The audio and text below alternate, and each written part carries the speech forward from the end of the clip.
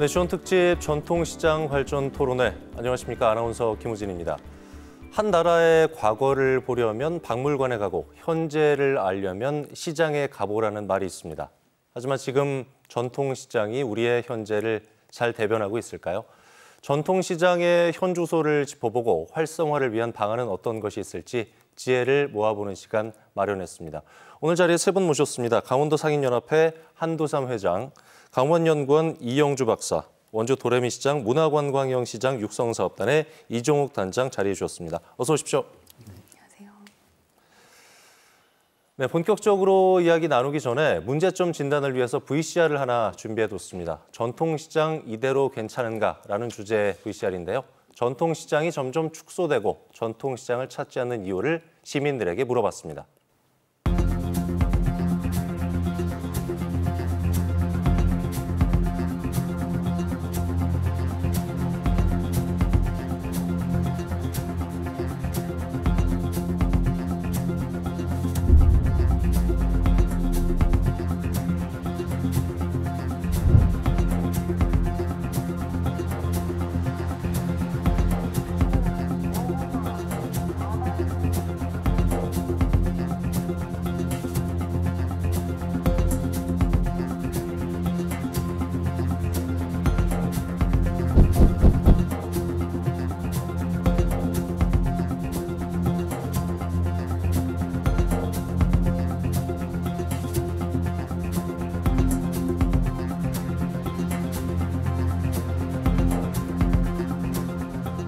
김장철인데도 그냥 거의 그냥 워낙 발길이 좀 뚱하고 뭔가 행사를 진행하실 때는 많이 오시지만 평상시에는 예전 같지 않죠.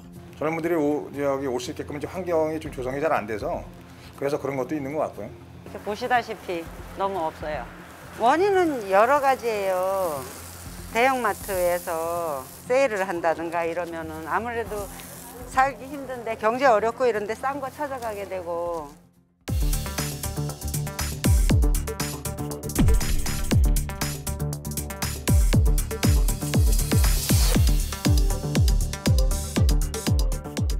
그렇다면 나름의 어떤 노력들을 하고 계실 것 같은데 어떤 노력들을 좀 하고 계실까요? 남들과 차별된 그 물건들을 내놓기 위해서 뻥튀기라든지 호떡이라든지 전 그리고 음식에 대해서도 많이 서로 연구를 하는 가운데 있고요. 그리고 이제 좀 더 친절하게 우리가 좀 더 친절하게 대하면 손님들이 좀 더 많이 오시지 않을까라는 생각을 합니다.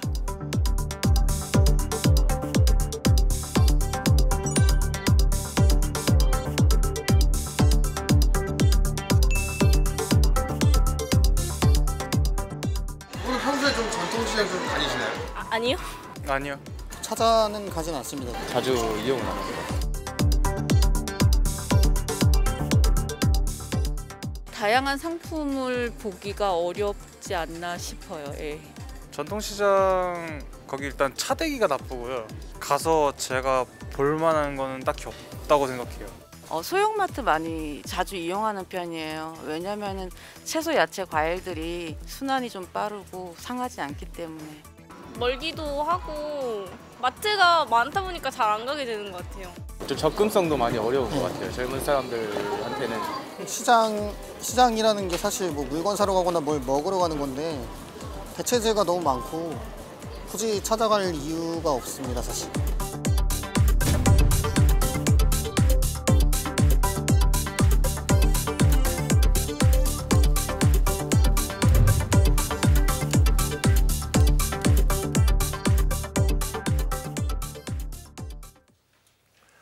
네, 과거의 전통시장은 상거래 중심이면서 정이 넘치는 우리 삶의 현장이면서 또 경제적으로, 사회적으로, 문화적으로 많은 역할을 했습니다. 하지만 지금은 제 기능을 못하고 있는 게 현실인데요.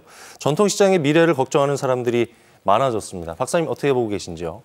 예, 전통시장의 위기라는 말은 예전서부터 나왔던 얘기인데요. 예. 이제 몇 가지 좀 문제점을 좀 짚어보자면 과거에 지금까지도 계속되고 있지만 대형마트와 이제 경쟁 체계에 놓여져 있는 부분, 예. 그리고 이제 소비자들이 온라인 쇼핑을 점점 더 생활화하고 있다라는 점, 그리고 이제 생산자하고 소비자가 직접 만날 수 있는 그런 플랫폼 경제 이런 것들이 대두되면서 이제 예전처럼 전통시장에서만 상품을 살 수 있는 그런 상황이 아니게 된 거죠. 그래서 사실은 이런 시대 변화에 적응을 하거나 대응을 하거나 하는 이런 전통시장의 변화가 필요한 시점이라고 인식하고 있습니다. 네, 경제 상황의 변화라든가 뭐 소비 패턴이 변한 건 어제 오늘의 일은 아닌데 1996년이었죠. 유통시장 개방 이후에 대형 마트라든가 뭐 편의점이라든가 온라인, 모바일 쇼핑 등 유통시장에서 소비자가 구매 번호의 선택이 좀 넓어졌어요. 그 결과에 따라서 이제 전통시장은 급격하게 매출이 줄면서 어려움을 많이 겪고 있는데, 회장님, 정부나 지자체에서는 어떤 것들을 현재 지원해주고 있습니까? 예, 정부나 지방자치에서는 전통시장 활성화를 위해서 다양한 사업을 지원해주고 있습니다. 예. 먼저 낡고 오래된 시설물들을 보수하고 편의시설을 확충해주는 시설 현대화 사업이 있고, 그리고 또 아케이트나 비가림실을 설치해서 쾌적하게 장을 볼 수 있게 하는 것이 시설 현대화 사업입니다. 예. 그리고 전통시장 특성화 사업, 육성 사업을 통해 문화와 관광을 연계해 고객들이 찾아오는 시장을 육성할 수 있도록 이렇게 지원해주고 있습니다. 예. 거기에는 문화관광형 사업, 지역 선도형 사업, 위에도 상인 연락 강화 및 오늘이 상품권, 강원도 상품권을 5% 할인해주는 다양하게 지원해주는 사업이 있습니다. 네. 회장님께서 말씀해 주신 내용들 중에 시설 현대화 사업이라든가 상인 역량 강화, 온누리 상품권 발행 이런 부분들은 어떤 사업인지 언뜻 들어도 감이 잘 오는데, 단장님, 특성화 시장 육성 사업에 대해서는 좀 설명이 필요할 것 같아요. 자세히 좀 설명해 주실까요, 단장님께서? 네. 특성화 사업이란 전통시장 및 상점가 지원 육성을 위한 특별법, 이른바 전통시장법에 의거해서 중소벤처기업부와 소상공인시장진흥공단이 주관하는 지원 사업입니다. 예. 말 그대로 시장이 가진 특성을 개발해서 고객이 찾아오는 시장을 만드는 게 사업의 주요 목적인데요. 우리가 흔히 시장에 가면은 볼거리, 먹거리, 살거리 이 세 가지 요소가 있다고들 하잖아요. 예. 근데 이 세 가지 요소를 적극적으로 개발하도록 지원을 해서 이제 시장이 좀 더 발전적인 모습으로 갈 수 있도록 만드는 것이 특성화 시장 육성 사업이라고 하고요. 예. 이 특성화 시장 육성 사업에는 먼저 시장의 기초 체력을 기르는 특성화 첫걸음 기반 조성 예. 사업이 있고, 그리고 본격적인 특화 요소 개발 사업인 문화관광형 시장 사업, 그리고 네. 온라인 마켓의 성장에 대응하는 디지털 전통시장 사업, 이렇게 세 가지 사업이 있습니다. 이 중 가장 대표적인 것이 문화관광형 시장 육성 사업인데요. 현재 강원도에는 저희 도레미 시장을 포함해서 총 5개의 문화관광형 시장 육성 사업이 진행되고 있습니다. 네. 들어보니까 이제 시장 자체를 물건만 사고 파는 공간이 아니고 문화도 즐길 수 있는 곳으로 좀 만들자는 사업인 것 같은데, 박사님, 문화관광형 시장이 전통시장 활성화를 위해서 효과적인 사업이라고 볼 수가 있겠죠?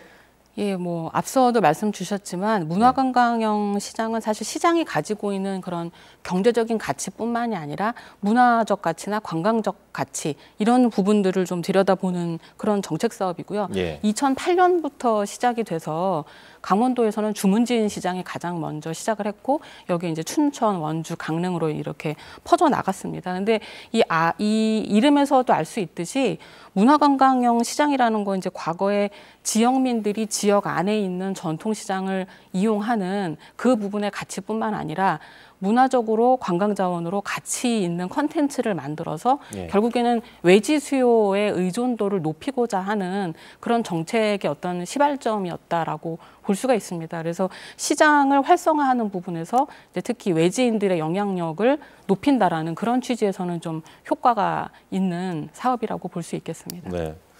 원도심에 있는 원주 미로예술시장을 예로 많이 들게 되는데, 단장님, 원주 도심에 있는 또 다른 시장이죠. 원주 도레미 시장. 제가 아는 중앙시민 전통시장이 이름이 바뀌었나 봐요, 이게. 네, 맞습니다. 예. 네. 이게 2019년에 저희가 첫걸음 사업을 진행하면서 예. 전국 공모를 통해서 도레미 시장으로 이름을 바꿨습니다. 이게 도레미가 그 길도자에 올레자 아름다울 미자를 써서 예. 아름다운 미래로 가는 행복한 시장이라는 뜻을 가지게 되었습니다. 네. 도레미 시장이 이름만 바뀐 게 아니라 문화관광형 시장으로 다양한 프로그램도 준비하고 있다고 들었는데, 단장님께서 프로그램 내용을 좀 소개해 주시면 좋을 것 같아요. 네, 알겠습니다. 먼저 우리 도레미 시장에는 시장이 위치한 중앙동이라는 원도심에 있는 역사문화적 공간, 강원 가명, 아카데미 극장, 원동성당, 그리고 전통시장을 순회하는 미션 투어라는 프로그램을 운영하고 있습니다. 사실 원주 그리고 이 중앙동이라는 지역은 관광적으로 매력도가 그렇게 높은 지역은 아니거든요. 네. 그러다 보니까 외부에서 사람들이 봤을 때 이쪽을 올 수 있게 만드는 방법이 어떤 것이 있을까 생각을 해보다가 이 산발적으로 존재하는 자원들이 하나의 어떤 스토리 안에서 콘텐츠로 녹아난다면은 이 중앙동이라는 공간 자체가 보다 이제 매력적인 공간이 될 수 있다는 개념에서 출발을 했는데요. 이 미션 투어라는 건 예전에 이제 우리가 많이 이용하던 스탬프 투어의 좀 발전적인 개념이라고 보시면 될 겁니다. 스탬프 투어가 어떤 스팟이라고 하죠. 지역을 방문을 해서 스탬프를 찍는 행위를 한다면은 이 미션 투어는 그 공간에 가서 퍼즐을 풀고 단서를 찾고 추리를 하고 이래서 다음 지역으로 넘어가는 단서를 또 얻게 되는 그런 이제 프로그램이라서 우리가 젊은 층에서는 흔히 야외 방탈출 게임이라고도 부릅니다. 네. 그리고 저희가 이제 지금 전통시장이라는 공간 자체가 소비자도 그렇고 상인분들도 그렇고 노령화가 많이 되어 있는데요. 제가 어린 시절만 해도 부모님 손을 잡고 시장을 가던 기억이 있어서 저는 아직까지 전통시장이 그렇게 낯설거나 하지 않은데 지금 어린 세대들은 전통시장을 간 경험이 없다라고 하면은 이 친구들이 과연 이후에 나이가 들어서 50대, 60대가 되어서 전통시장을 갈 것이냐. 저는 사실 그 부분에 대해서 좀 의구심이 있고 좀 부정적인 견해가 있습니다. 그래서 이 전통시장의 어린 아이들을 오게 만드는 좋은 경험을 줘서 그 전통시장이 올만한 곳이다라고 만드는 그런 키즈마켓데이, 여기 중기부하고 소상공인시장진흥공단에서 적극적으로 권장하는 사업을 또 진행하고 있습니다. 여기 체험 내용이 이제 전통시장에 오면은 그 장보기 체험이라고 해서 한 번은 이 친구들이 소비자가 되고 직접 장 보는 행위를 경험하고 두 번째는 상인이 돼서 가게에 배치가 돼서 물건을 파는 행위를 한번 해보게 됩니다. 이걸 통해서 이제 상거래 행위라는 것에 대한 교육 그리고 전통시장 상인과의 친밀감 이런 것들을 형성해서 시장에 대한 긍정적인 이미지를 주도록 노력하고 있습니다. 아이들 경제관념 심어주는데도 상당히 큰 도움이 될 것 같다는 생각이 들고요. 근데 단장님, 이런 특성화 시장 육성 사업이 모든 시장이 다 선정되는 건 아니잖아요. 일부 시장만 이제 혜택을 받을 수 있는 건데 공모를 통해서 선정되는 걸로 알고 있거든요. 어떤 시장들이 선정이 되나요? 네. 먼저 선정의 기준은 시장이 어떻게 얼마나 발전할 수 있는지 잠재력을 가졌는지를 평가를 하게 됩니다. 먼저 시장 상인들의 의지 그리고 고객 서비스가 어느 정도 제공되고 있는지 그리고 시장의 안전에 대한 노력은 어떻게 준비되고 있는지 그런 부분들 같이 시장의 기초적인 역량을 평가를 하게 되고 그리고 시장의 발전적인 미래상을 구체적이고 실현 가능하게 계획을 가지고 있느냐 이 두 가지를 가지고 평가를 하게 됩니다. 이게 이제 활성화되면 좋은데 지원을 받는 시장은 또 도움이 될 텐데 지원을 받지 못하는 시장은 박사님 아무래도 좀 침체가 우려가 되거든요. 그러니까 양극화 현상이 좀 생기지 않을까 우려의 목소리도 좀 있는 게 사실인데 어떻게 보세요, 박사님? 양극화는 이제 여러 가지 면에서 진행이 되고 있습니다. 우선 그 공모 사업을 그런 이제 특성화가 잘 진행이 되고 그런 발전의 가능성이 있는 시장과 그렇지 않은 시장의 공모 사업 차이에 따라서도 이제 시장 간의 양극화가 발생을 하고요. 그 전에도 사실은 시장을 이용할 수 있는 내부 수요자가 얼마만큼 존재하느냐의 문제에 따라서 양극화가 이미 진행이 되고 있는데 아시다시피 이제 인구 감소라던가 이제 지방 소멸 이런 얘기가 나오면서 내부 수요자가 점점 없어지는 시장과 그래도 그런 것들을 유지하는 시장과의 차이 간의 차이는 더 발생할 수밖에 없는 상황입니다. 그리고 또 한 가지는 같은 시장 내에서도 이제 이 시장 자체가 외지인의 어떤 눈높이에 맞춰주는 그런 상품 기획이 중요해지다 보니까 그 외지인 관광객에게 서비스를 할 수 있는 상점과 또 그렇지 않은 상점 사이의 양극화 이런 여러 가지 다면적인 부분에서 양극화는 계속 진행이 될 수밖에 없는 상황입니다. 그렇긴 하지만 우리가 대책을 잘 세워서 모든 시장이 잘 되길 희망해 봐야 될 텐데요. 대책이 좀 필요해 보입니다. 지금까지 이제 전통시장의 현재에 대해서 논의를 해봤다면은 이제 전통시장의 미래를 위해서 어떤 대책이 필요한지, 어떤 과제가 있는지에 대해서도 얘기를 좀 해볼까 합니다. 그 전에 요즘 젊은 세대들에게 핫한 곳입니다. 인기 있는 전통시장 한 곳 가볼 텐데요. 서울의 망원시장의 사례를 한번 보고 오도록 하겠습니다. 대형마트와의 투쟁 끝에 자기 개발적으로 일어난 망원시장의 성공 비결 확인해 보겠습니다. 주택가 근처, 이제는 하나의 관광지로 자리 잡은 젊은이들의 핫플레이스, 망원시장입니다. 길게 늘어선 시장 골목에 사람들이 북적이고 있는데요. 언뜻 보기엔 다른 시장과 큰 차이가 없어 보이지만 국내에 활성화된 전통시장으로 손꼽힙니다. 시민들이 망원시장을 찾는 이유를 함께 알아보겠습니다. 실례지만 두 분은 망원시장으로 자주 오시나요? 예, 저희는 거의 매주 오고 있습니다. 그렇다면 실례지만 이 근처 오시나요? 예, 맞아요.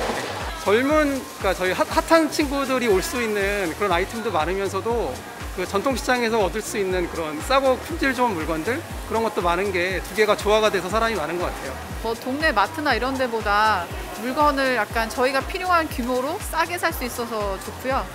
그리고 가끔 과일 가게 하면 좋은 과일을 싸게 맛있게 많이 추천해 주시고 그게 좋아요. 혹시 실례지만 망원시장 오늘 처음 오신 건가요? 아니면? 아니요, 가끔씩 와요. 뭔가 음식도 맛있고 가격도 저렴한 것 같고 다양한 볼거리가 있어가지고. 맞아요. 연인들의 데이트 코스로도 알려진 이 시장엔 유난히 젊은 방문객들이 눈에 띄는데요. 전통시장은 어른들의 공간이라는 편견을 벗고 남녀노소 누구나 즐길 수 있게 변했기 때문입니다. 여러 가지 종목들이 상당히 이제 소비자들 위주로 많이 발전이 돼 갖고 이제 공급이 이제 잘 되니까 사람들이 소문에 이제 입소문으로 많이 여기 시장에 들어와요. 코로나로 인해서 좀 힘들었지만 그래도 이제 이 시장은 그래도 잘 버텼어요. 이게 먹거리들이 많아지면서 사람들이 해외에서든 국내에서든 먹거리 때문에 많이 오는 것 같아요. 물건도 다양하고.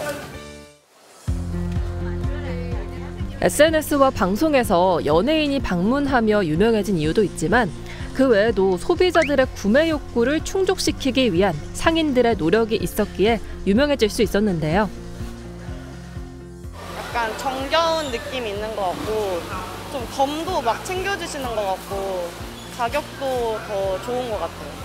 망원시장 우리 식구는 한 이틀에 한 번씩 오고 망원시장은 제가 알기에는 전국에서 가장 저렴해. 후익대, 서강대가 가까워서 그 대학교 학생들이 맛집을 찾아갖고 자주 오고. 그 매력을 끄는 그런 포인트가 있는 건데 망원시장은 저희도 와서 느끼면 되게 뭔가 포인트를 끄는 매력 있는 아이템들이 많거든요. 근데 그게 한두 개가 아니고 저희가 올 때보다 보면 시장마다 줄 서는 데가 계속 바뀌어요. 그러니까 그 말은 이 집도 잘 되고 저 집도 잘 되고 다들 그런 개발들을 잘 하시는데 그런 게 아마 시너지를 일으키지 않나 그렇게 생각합니다.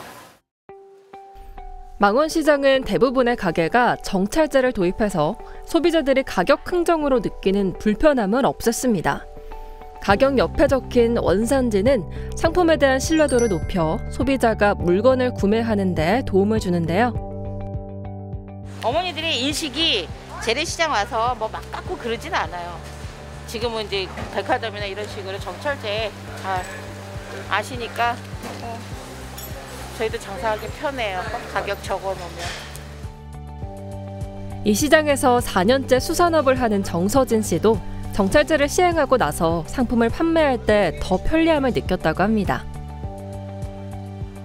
이렇게 가격표를 붙여놓으면 손님들이 보시고서는 이 정도 가격이면 살 수 있겠다. 안 물어보시는 분들이 있어요. 가격 정찰제를 안 해놓으면 손님들이 비쌀 것 같아. 이렇게 미리 생각을 하고 안 물어보시는 분들이 있는데 많이들 사가세요. 정찰제를 해놓으니까 많이들 사가시고 다양하게, 품목이 다양하다 보니까 다양하게 사가세요. 그 외에도 어플리케이션을 통한 배달 서비스나 1인 가구를 위한 소분 판매 등 시대에 뒤처지지 않게 많은 도전을 하고 있는데요. 이렇듯 전통시장이지만 그 안에서 이루어지는 현대화가 소비자들에게도 가게 사장님들에게도 좋은 영향을 끼치며 시장이 되살아날 수 있는 이유가 됐습니다. 망원시장은 요즘에 젊은 상인들이 상당히 많이 늘었습니다. 이 젊은 상인들이 망원시장에 활력을 불어넣고 신선한 또 아이디어가 톡톡 튀는 그런 재료들을 상품들을 만들어내다 보니까 젊은 고객들하고 그것이 생각이 맞아 들어가면서 많은 그 고객들을 유입을 시킨 것 같습니다. 망원시장의 특징 중 하나는 청년들이 창업한 가게가 시장 골목 내에 함께 융화되어 있다는 건데요. 청년 상인의 도전적이고 창의적인 모습은 대부분 경험으로 장사를 하는 기성세대에게 신선한 자극을 주며 전통시장의 현대화를 돕습니다. 일단은 망원시장 자체가 되게 많이 활성화돼 있고, 이제 평일에는 이제 주변 분들도 많이 오시고, 주말에는 이제 외부에서도 이제 많이 오시게 됐고, 그다음에 이제 또 시장 옆에 뭐 이제 한강도 있고, 뭐 이제 또 망리단길이라는 이제 젊은 친구들이 이제 데이트하는 그런 상권도 형성돼 있어서 뭐 이것저것 따져봤을 때 좀 괜찮다고 이제 판단이 들어서 여기서 창업하게 됐습니다. 망원시장 주변에는 망리단길이라 불리는 골목이 있습니다. 망리단길 역시 요즘 세대들이 많이 찾는 관광지 중 한 곳인데요. 곳곳엔 감각적인 카페를 비롯해 퓨전 음식점과 베이커리, 각종 소품샵이 자리하고 있습니다. 편안한 느낌? 막 다닥다닥 붙어있고 좁긴 좁은데 그래도 편안한 느낌? 네. 이렇게 시장의 근처에서 즐길 수 있는 관광지는 전통시장으로 손님을 유입하기도 하는데요. 망원시장과 망리단길은 가까이 위치해 서로에게 도움을 주는 상생관계를 이룹니다. 여기는 이제 편집샵과 그리고 이제 커피를 취급하는 이제 카페가 모여서 이제 약간 문화 복합 공간이라고 생각을 해주시면 될 것 같습니다. 최세준 씨는 전통적인 느낌과 트렌디함을 살려 레트로 느낌의 가게를 창업하게 됐는데요. 이런 망원동 특유의 느낌과 시대의 매력을 살린 가게들은 다양한 연령대의 손님을 맞이할 수 있습니다. 힙한 공간보다는 조금 그런 로컬의 분위기가 느껴지는 공간에서 운영을 하고 싶었어요. 그래서 보통 되게 사람들이 많은 곳, 젊은 분들이 많은 곳에다가 오픈을 하면 연령대가 굉장히 젊어지거든요. 그러니까 아무래도 20대 후반, 30대 초중반에서 이렇게 만들어지는데, 저희가 이 공간을 운영하고 나서부터 오시는 고객분들의 나이가 정말 10대 후반부터 이제 많게는 50대 중반까지 이렇게 저희 공간을 이용을 해주시거든요. 그래서 그런 거를 좀 바라보고 이렇게 망원동을 선택했다라고 생각을 해주시면 될 것 같습니다. 망원시장과 망리단길처럼 전통시장과 그 근처 골목의 활성화가 새로운 유입을 도와 서로 발전할 수 있도록 좋은 영향을 끼치는데요. 이처럼 주변 상권과의 화합과 소통도 전통시장 활성화에 중요한 역할을 하기도 합니다. 저는 이제 망리단길을 먼저 왔는데, 이제 망리단길을 가는 길에 망원시장이 있잖아요.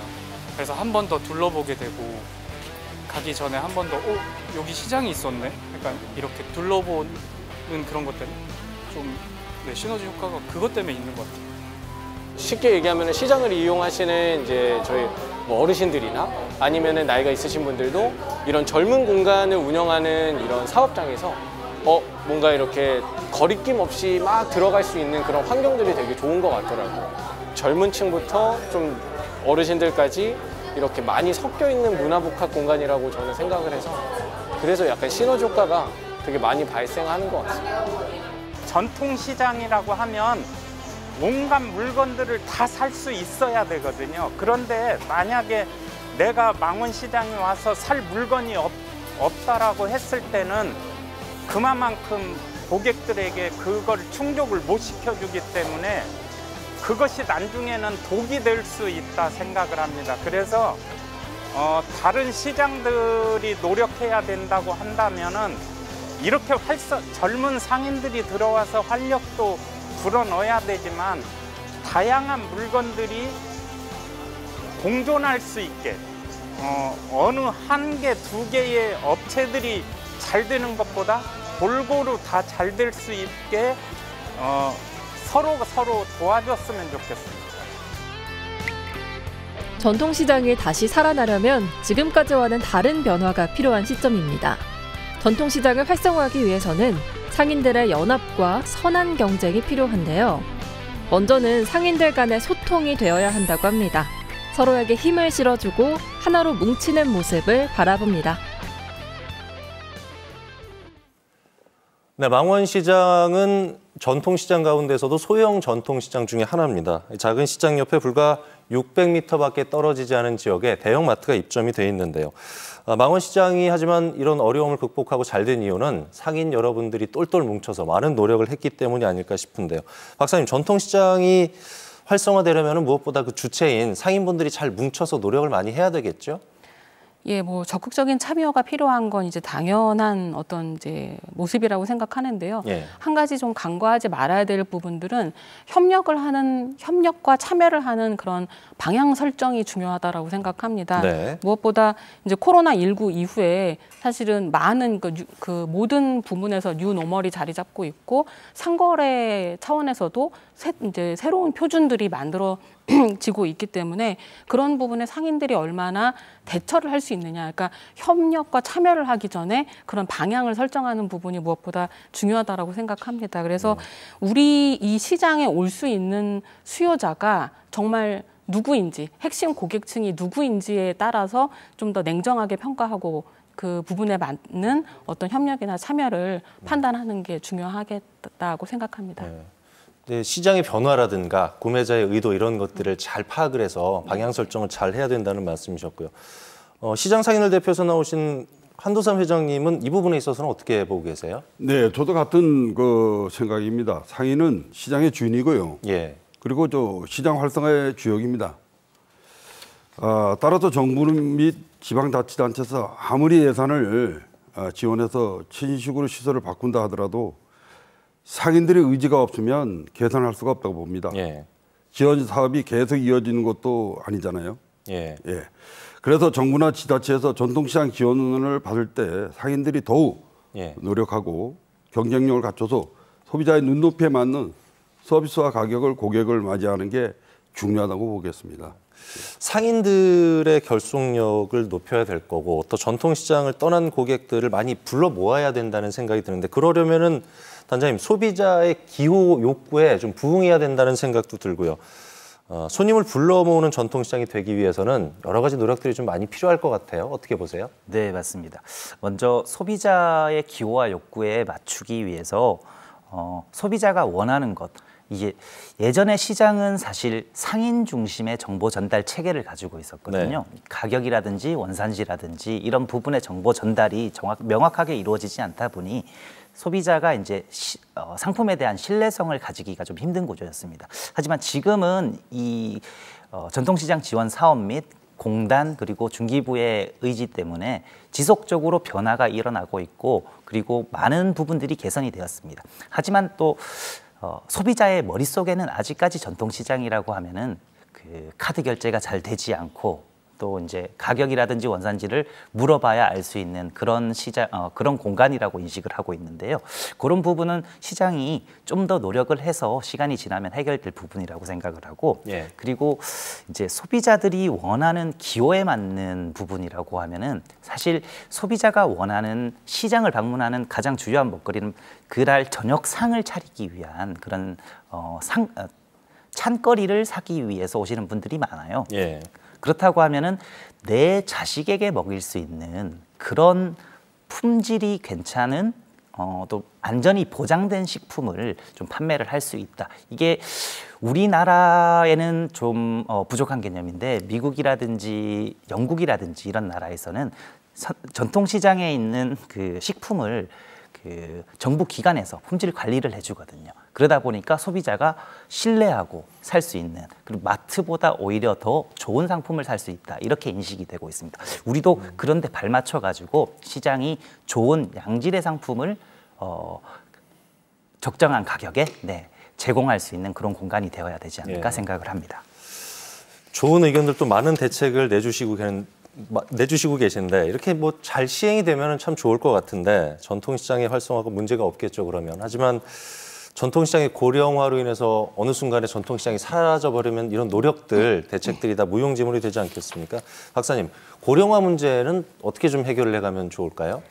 그러니까 이미 그 문제에 접근을 하고 있어서 뭐 시장에 전통시장에 청년들을 유입해서 청년과 접목하는 그런 새로운 트렌드의 시장을 만들어내거나 하는 그런 이제 상인들의 연령층을 변화시키는 그런 작업들은 이미 진행 중인 것 같습니다. 근데 그렇다고 하더라도 이제 이런 고령화의 문제를 단순히 상인의 문제로만 볼 것이 아니라 사실은 이 시장 안에서 거래되는 유통되는 그런 품목을 그러니까 상인에게만 고정할 것이 아니라 그 상품에 좀 이걸 확장을 한다라고 하면은 반드시 상인이 자기가 만든 상품만을 판매한다라는 그런 의식을 조금 더 좀 완화시키고 사실은 상권이라는 게 전통시장만 있는 게 아니라 그 인근에 사실은 지역 안에 상당히 많은 상권들이 있고 또 전통시장의 소상공인이 아니어도 다른 시장 외부에 소상공인들도 상당히 많잖아요. 그래서 그런 부분들과 협업을 하게 되면은 사실은 시장 안에서 해결되는 그런 상인이나 상품의 어떤 구조적인 한계점 이런 것들을 좀 극복할 수 있는 여지가 좀 있지 않을까 싶어서 연령, 나이, 그다음에 그럼 거래되는 여러 가지 그런 네트워크의 문제 이런 것들을 좀 더 개방적으로 바라볼 필요성이 있다. 좀 방향성을 좀 그렇게 잡고 싶습니다. 좋은 말씀해 주신 게 이게 단순하게 젊어진다고 해서 전통시장이 활성화되는 게 아니기 때문에 대책을 말씀해 주셨는데 좀 추가해 주실까요? 박사님 생각하실 때 그렇다면 가장 이 시점에서 전통시장의 노력, 대책, 필요한 부분은 뭐라고 보세요? 그러니까 상인이든 상품이든 결국에는 이제 외지인의 아까 말씀드린 것처럼 의존도가 높아진다라고 하면은 내가 살고 있는 지역이 아닌 다른 지역에 가서 전통시장을 방문해야 된다라는 그런 얘기가 되거든요. 그럼 그럴 때 가장 중요한 것은 그 지역이 갖고 있는 정체성의 문제를 그 시장이 얼마나 다루고 있느냐 그 문제인 것 같습니다. 그래서 상인이 뭐 지역성을 발현한다던가 상품이 그런 부분을 한다던가 아니면 그 시장이 갖고 있는 어떤 기본적인 분위기 그것이 그 지역성을 발현한다던가 해서 그런 로컬이 가지고 있는 특성들을 상인이나 공간이나 상품에 좀 이렇게 좀 특징적으로 부합되게, 부합되게 그렇게 만드는 작업들이 가장 필요할 거라고 생각합니다. 박사님께서 이제 지역적 특색을 말씀해 주셨는데 전통시장이 다 어려운 건 아니에요. 이런 지역적 특색을 잘 살려서 회장님 잘 되는 곳도 있죠. 도내에서도 찾아보면. 어떤 사례가 있을까요? 정선 아리랑 시장이 있습니다. 오일장 시장으로는 지금도 강원도에서 지역적 특색을 잘 보여주는 시장으로 자리매김을 하고 있습니다. 전국 우수시장 박람회도 개최했던 그런 읍단위로서는 상당히 활성화된 그런 오일장 시장입니다. 열차와 결합해 가지고 관광 코스가 되면서 주말마장이면 열게 되는 좋은 케이스가 아닌가 이렇게 생각하고 있습니다. 정선 아리랑 시장도 많이 찾고 저는 속초 관광수산시장도 좀 생각이 나죠. 속초 갈 때마다 여기 항상 가는데 사람들이 붐비다 보니까 막 주차를 못할 정도로 많은 분들이 찾고 있는데 다른 시장에서도 이제 속초 관광수산시장이라든가 이렇게 잘 되는 곳들 벤치마킹을 하고 있는 걸로 알고 있거든요. 회장님 2022 전국 우수시장 박람회에서 전통시장 활성화 공로로 경사네요. 국무총리상을 또 받았습니다. 제가 이제 속초 관광수산시장 상인회장을 맡고 보니까 이제 그런 큰 상을 저한테 주셨는데 코로나로 인해 가지고 지금 그 사회적 거리두기가 조금 좀 완화되면서 최근에 한 40개 시장이 저희 시장을 벌써 방문해 주셨습니다. 그래서 이제 지난 11월 6일에는 저 춘천중앙시장에서 72명이 상인이 찾아오셨습니다. 한 10년 전만 해도 육림고개를 비롯한 춘천중앙시장이 속초 관광수산시장보다 더 번성했던 그런 곳이 아니었나 이렇게 생각합니다. 최근에는 문을 닫고 것이 있고 이야기 들었고 좀 마음이 좀 그런 데가 좀 쓸쓸한 면이 있고 좀 그런 게 있었는데 속초 관광수산시장도 지금에 안주하지 않고 방문하는 고객들 위해 더욱 열심히 해야 되겠다는 그런 마음을 하고 있습니다. 그래서 전통시장이 앞으로는 좀 더 자체적으로 그 상인에서 좀 발전될 수 있도록 좀 신경을 좀 많이 써야 되지 않을까 이런 생각도 하고 그런 마음입니다. 그렇습니다. 모두가 뭐 같은 마음 아닐까 싶어요. 전통시장이라는 곳이 우리의 또 추억이 깃들어 있기 때문에 전통이 서려 있는 것이기 때문에 더 오래 보존하고 싶고 함께하고 싶은 마음에 이런 토론회를 하고 있습니다. 전통시장과의 상생이냐 발전이냐 요즘 이슈가 되는 전통시장 관련 뉴스 하나 보도록 하겠습니다.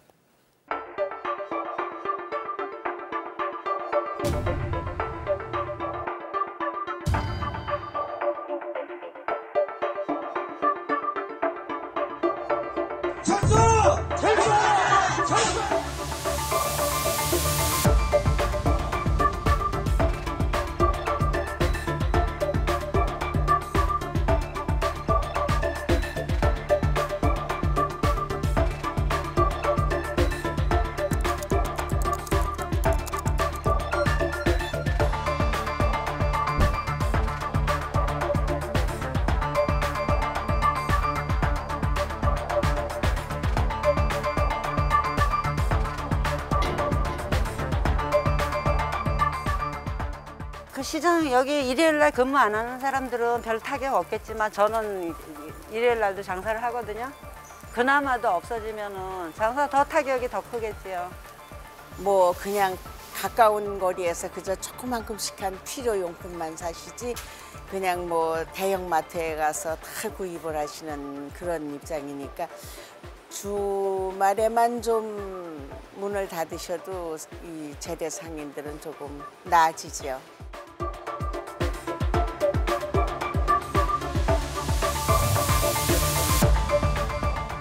거기가 쉬면 거기 분들이 일로 오시겠지. 일로 오시니까 여기가 조금 낫겠죠. 가끔 근데 불편할 때도 있는 것 같아요. 급하게 필요할 때 마트 문이 닫아가지고 다른 곳으로 가야 되니까. 대형 마트가 하루 쉰다고 해서 오늘 쉬네 하고 재래시장에 찾지 않고 다음날 어차피 영업하니까 그냥 내일 가면 되지라는 마인드가 더 클 것 같아요. 불편하긴 한데 그때는 또 저도 같이 쉬면 되니까 오히려 그 전에 미리 장을 보거나 미리 해보니까 뭐 딱히 상관없는 것 같아요.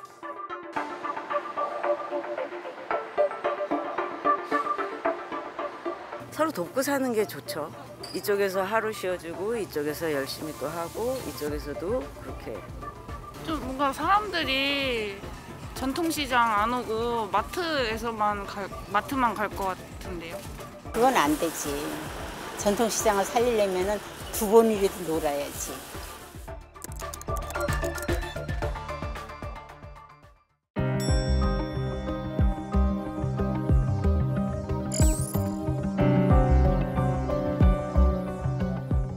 온누리 상품권이라고 들어보셨나요? 온놀이 상품권이요? 아니요. 네. 실제로도 써보셨나요? 저는 한 번도 안 써봤어요. 들어는 봤는데 이용해보진 않았어요. 아니, 사용은 안 해봤어요. 오늘도 우리는 서로에게 안부를 묻습니다. 온누리에 퍼지길 희망합니다. 안녕하세요. 온누리 상품권.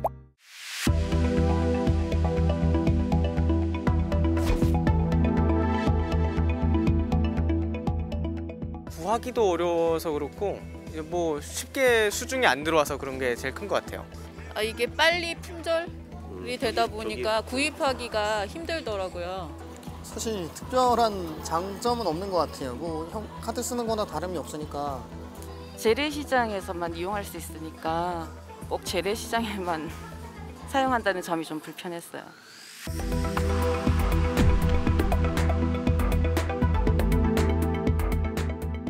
어떤 보안이라기보다 많이 팔았으면 좋겠죠? 세일을 많이 해가지고. 전자식으로 그거는 하는데 글쎄 뭐 젊은 분들은 호응을 하겠죠. 근데 40, 50대들 넘고 뭐 50, 60대 되고 우리 같이 나이 먹고 이런 사람들은 조금 그게 좀 힘이 들더라고요.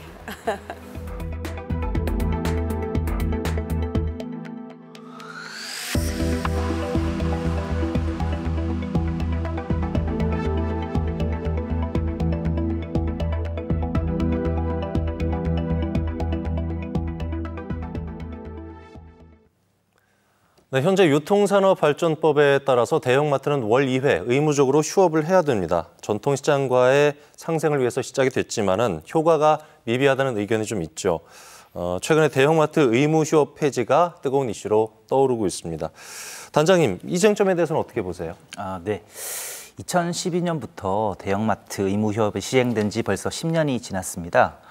당시에는 이제 대형마트가 들어서면서 전통시장의 상권이 침해받는다라는 개념이 사실 성립을 했기 때문에 이 의무휴업 제도가 효과를 보고 있었는데요. 10년이 지난 지금 와서는 사실 소비자들이 불편을 겪는다라는 의견들이 너무 많아요. 그래서 이 문제를 지금은 이 논점 자체가 불식되긴 했지만 앞으로 언젠가는 의무휴업이 폐지가 될 날이 곧 다가올 것이라고 생각을 하거든요. 그 관점에서 우리가 볼 때 전통시장이 경쟁력을 다른 방향으로 가져가야 되지 않나에 대해서 좀 생각을 해봐야 된다고 합니다. 먼저 전통시장의 경쟁을 마트, 대항마로 볼 때 전통시장은 마트를 이기기가 쉽지가 않거든요. 전통시장은 그 조직 구조 자체가 수평적이고 마트는 수직적이기 때문에 일사불란한 이벤트라든지 이런 여러 가지 그 마케팅 기법들이 작동을 하는데 전통시장에서는 개별 상인분들이 있기 때문에 상인의 역량에 따라서 이 부분이 이제 잘 운영되는 곳도 있고 그렇지 않은 곳도 있습니다.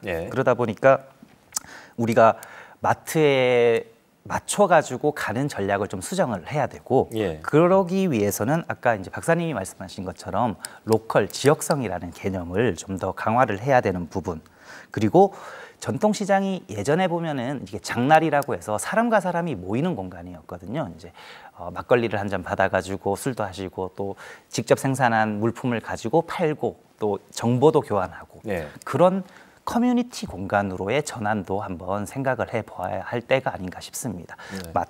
마트와 죄송합니다. 마트가 아니라 전통시장이 앞으로 살아남기 위해서는 우리가 이제 상품에 대한 부분도 중요하지만 이 유통을 단순히 영위한다는 개념을 넘어서 사람과 사람이 만나고 소통하고 그리고 지역 커뮤니티의 시장으로 발전하는 것이 필요하다고 생각을 합니다. 이런 부분들이 제도적으로 뒷받침이 되고 좀 지원 사업도 여기에 포커스가 맞춰져서 좀 더 이제 많은 시장의 혜택이 갔으면은 그러면은 이제 이 의무 휴업 논란이 자연스럽게 해결되지 않을까 그렇게 생각을 합니다.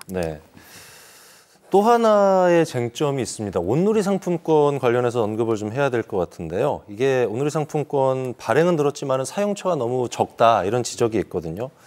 온누리라는 게 말 그대로 이제 온누리에 온천지 곳곳에 공통으로 이제 사용할 수 있는 상품권이라는 의미가 될 텐데 실상은 뭐 그렇지가 좀 못한가 봅니다. 온누리 상품권이 종이 상품권에서 전자식이라든가 카드용으로 전환이 되고 있는데요. 회장님, 상인들도 이런 변화를 좀 받아들여야 될 것 같은데 실정이 어때요? 올해 8월부터 출시된 충전식 카드형 온누리 상품권을 기존의 신용카드나 체크카드 온누리 상품법에 앱을 등록해가지고 편리하게 사용할 수 있고 또 소비자 입장에서는 10% 지금 할인을 해주고 있습니다. 그래서 전통시장 상인분들도 이러한 취지를 인식하고 상품권 활성화에 도움이 되는 다양한 그 시스템 변화에 적응할 수 있도록 노력해야 할 것 같습니다. 온누리 상품권이 전통시장하고 또 소상가들, 상점 등의 이런 활성화를 위해서 발행이 돼서 전통시장의 이익에 큰 역할을 하는 걸로 저는 알고 있었는데 실제로는 좀 어려운 부분이 있군요. 순기능이 있으면 뭐 역기능도 있기 마련이 될 텐데 박사님 보완을 좀 해야 될 것 같아요. 온누리 상품권 이 부분은. 뭐 앞서 말씀 주신 대로 온누리이기 때문에 좀 더 사용할 수 있는 그런 이제 그 사용처를 사용폭이 늘어야 될 텐데요. 늘려야 되는 부분인데 그거를 아까 말씀드린 것처럼 시장이라고 하는 작은 공간 내에서 하기보다는 그 밖에서의 상품을 끌고 들어온다든지 아니면 다른 바깥 상점과의 어떤 콜라보, 협업 같은 것들을 통해서 좀 인위적이나 한정적으로라도 공간을 좀 넓히는 전략 이런 것들이 필요할 수도 있고요. 또 온라인으로 이제 전자식이나 이런 것들로 바뀐다고 하시니까 소비자들의 특성, 예를 들면 1인 가구가 많아지다 보니 시장에서 이렇게 덥석덥석 크게 살 수 있는 그런 것보다는 1인 가구가 살 수 있는 소규모 패키징 같은 것들로 해서 온라인용으로 뭐 판매를 좀 한정하지만 그런 것들로 해서 상품권을 쓰게끔 할 수 있다던가 해서 좀 상품 기획 자체를 구조적으로 변화시키는 방법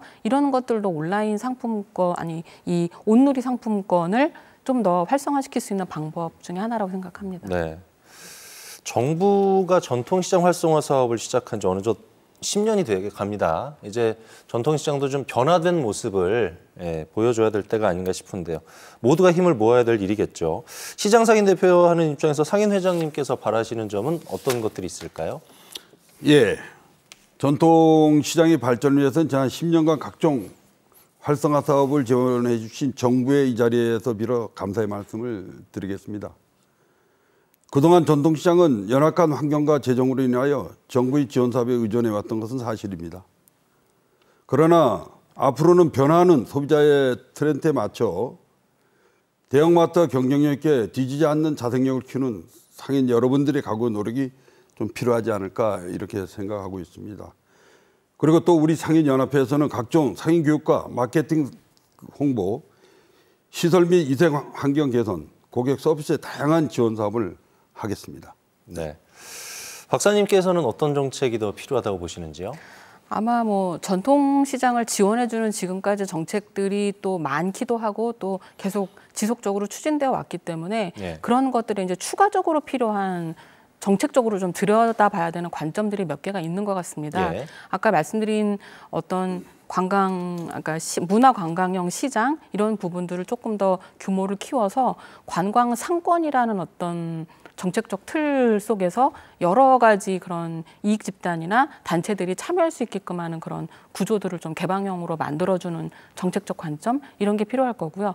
또 수요자 관점에서는 최근에 너도나도 지자체마다 좀 도입하려고 하는 뭐 한 달 살기, 워케이션 뭐 이런 그 개념들의 새로운 지역과 관계를 맺는 관계 인구들이 늘어나는 추세입니다. 근데 이런 관계 인구들을 단순히 휴양지에서 놀고 먹고 일하게끔 하는 게 아니라 조금 더 그 지역과 관계를 맺는 관점에서 보자면 그 지역의 시장을 통해서 그런 생활 서비스들이 연결되게끔 하는 그런 관계성 이런 것들을 갖는 정책 이런 것들이 좀 새롭게 좀 고민돼야 될 부분들이 있고요. 또 그 아까 앞서 얘기 나왔지만 좀 더 그 시장을 전통 시장을 좀 인문학적인 관점에서 그 좀 흥미롭고 재미있는 그런 공간으로 들여다보려면 판매를 하고 상품을 판매하는 그런 공간으로서의 의미도 중요하지만 아까 그런 커뮤니티 베이스의 컨텐츠가 계속 생겨야 되는데 그 컨텐츠를 그 좀 전문가들도 좀 참여하는 그런 인문학적 관점에서의 좀 그런 아카이빙 이런 것들이 좀 필요할 것 같습니다. 그래서 그런 컨텐츠를 좀 제작하고 개발하고 홍보하고 활용하는 그런 문화 콘텐츠 정책 이런 세 가지 관점의 정책 사업들이 좀 더 지금보다 보완이 되면 좋겠다라는 생각하고 있습니다. 네, 시장 상인들과 가장 가까이서 정책을 기획하고 실행하고 계신 우리 단장님은 어떤 정책이 필요하다고 보시는지요? 네, 저는 시장에서 일을 하면서 보면은 시장에 이제 고령의 상인분들이 많이 계신데요. 이분들이 업력이 한 30년에서 40년이 돼가는 말 그대로 이제 장사의 신, 거의 장인 반열에 오르신 분들이 계세요. 근데 이분들이 과거에 전통시장이 호황기일 때 부를 어느 정도 이루시고 지금은 그렇게 영업에 적극적으로 행동을 하지 않으시는데 이미 장사가 일상이 되어 계신 분들이 있거든요. 이런 분들의 그 가진 능력, 그게 사실 시장이 가진 제일 큰 자산이라고 생각을 합니다. 그래서 장사 노하우를 우리가 어디서 배워야 될지 저는 사실 젊은 청년 상인들에게 빈 공간이라든지 이런 걸 주고 창업을 시키기보다는 이런 장사 노하우를 가진 분들이랑 연계를 해가지고 그분들에게 장사 노하우를 습득을 해서 나중에 창업을 해나갈 수 있는 아니면 그분의 이제 그 업종을 계승할 수 있는 그런 상인 학교 혹은 상인 교육을 시스템적으로 마련을 해서 이런 우리가 무형의 가치, 무형의 자산들이 이어지지 않고 전통 시장 내에서 말 그대로 전통이 흐르듯이 계속 유지해 나갈 수 있는 방안들이 시스템적으로 좀 보완이 되어야 한다고 생각을 합니다. 그리고 시장은 지금 일회용품이라든지 이런 정책에 죄송합니다. 일회용품 사용에 대해서 좀 자유롭지가 못하거든요. 시장도 조금 이런 부분들에 발맞춰서 ESG라든지 이런 부분에 조금 더 적극적으로 힘을 써서 소비자들이 이런 가치 소비에 그 보람을 시장에서도 느낄 수 있는 그런 방향으로 좀 시장이 개선되고 노력해 나가는 모습이 필요하다고 생각을 합니다. 네. 자, 좋은 말씀 고맙습니다. 지원 특집 전통시장 발전 토론회 오늘 1시간 동안 함께했는데요. 이제 마무리를 해야 할 시점입니다. 여러분의 발길이 전통시장을 살리는 길이기도 하겠죠. 불편하니까 가지 말아야지라는 생각보다 함께 발전하는 길을 함께 열어가면 모색해주면 좋을 것 같습니다. 오늘 자리에 함께해 주신 세 분 고맙고요. 저희는 여기서 인사드리겠습니다. 시청해 주셔서 고맙습니다.